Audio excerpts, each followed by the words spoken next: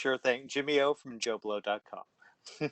Hi, Jimmy. How you doing, Hey man? guys, good to see you again. It's been a while. Good to see you. Yeah, Yep. good seeing you. I've got to say, like, first of all, this is a powerful freaking movie. Thank you. Really, Yeah. really blown away. What you create such a big, even though it's such a personal story, it's so big and alive. What is the difference between creating a visual landscape for something like this as opposed to the MCU? I mean, this comes from our youth. This comes from, the memories of growing up in Cleveland. That's us in a car with our friends. This is how our life unfolded. That's the restaurant we shoot at in the movie is a restaurant I used to work at as a kid. So, everything in the movie is exceedingly personal and just filled out with our life, basically.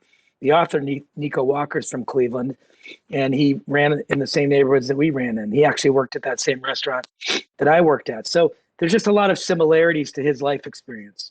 And because, it's so intrinsically autobiographical for him, it ultimately is for us as well. And so we just built the universe around our memories of falling in love at that age, our memories of making bad decisions that cost you, years of your life. All of those things are infused into this movie. This is, talk about personal. Is it difficult to take on? I mean, this is a thing. This is something that's affecting a lot of people. The OxyContin and how it's affected so many people.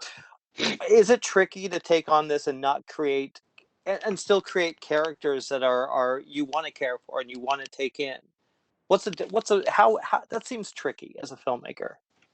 I guess for you, You're Anthony. right. It can be tricky. And that was sort of like, look, Joe and I love those kinds of creative challenges. That's really where we light up the most as filmmakers when we're trying to figure out how to do something we don't immediately understand how to do. And that was, yes, that's a tricky thing in this film that, the characters make some questionable decisions, but how do we get the audience to go with them? And to be honest with you, the actors themselves do a lot of that work. Both Tom Holland and Ciara Bravo, they built such rich, interesting characters. They're very charismatic. They're very likable. They built great, sort of strong, fragile, sensitive inner lives for themselves in these characters. And I think that's what the audience buys into, is that there's real stakes and real jeopardy for these characters.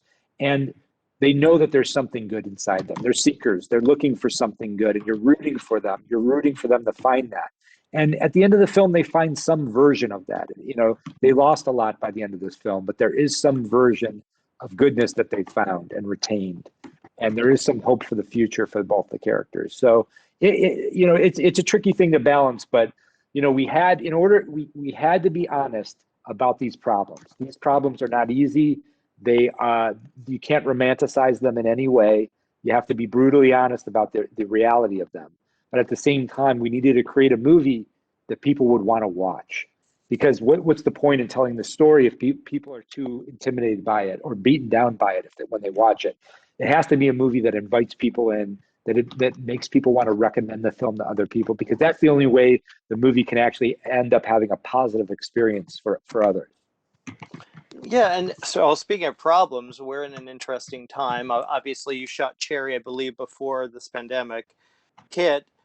Now you're facing the Gray Man are you still on track to shoot in March, or are you finding it a little more difficult? No, we're on track to shoot in March. I mean, fortunately, the amount of cases has gone down dramatically in Los Angeles over the last 2 to 3 weeks. It feels like we're trending in the right direction. It makes things harder. It's certainly more difficult to communicate when you've got a mask on your face and no one can read your facial expressions, and it's harder for people to hear you. And but these are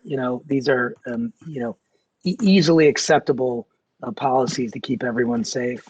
One of the values that's come out of this is that it's sort of accelerated the trends that were happening in the film business. And I think, I don't know if you saw in China in the last 2 weeks, but they broke every box office record. So I think theatrical is going to come back huge very shortly, which we're excited about.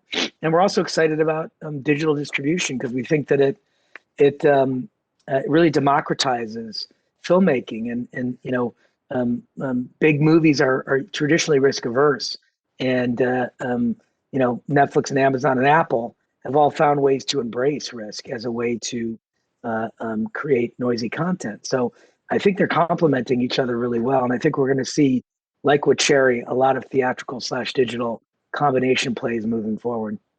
Well, you guys did a hell of a job. It's a wonderful film, and congratulations on both of you. Thank you, Jimmy O. Really appreciate Means it, a man. lot. Thank you. Cheers, Appreciate guys. that.